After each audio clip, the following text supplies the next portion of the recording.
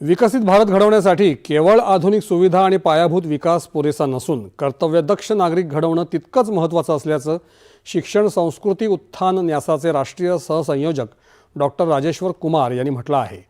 मुंबईत आज विकसित भारतासाठी शिक्षण या विषयावर झालेल्या एक दिवसाच्या राष्ट्रीय परिसंवादानंतर आयोजित पत्रकार परिषदेत त्यांनी परिसंवादातील प्रमुख निष्कर्षांची माहिती दिली। 2047 पर्यंत विकसित भारताचं उद्दिष्ट गाठण्यासाठी शिक्षण व्यवस्थेची भूमिका आणि उद्योग क्षेत्राशी समन्वय यावर परिसंवादात सविस्तर चर्चा करण्यात आलं असल्याचं कुमार यांनी यावेळी सांगितलं।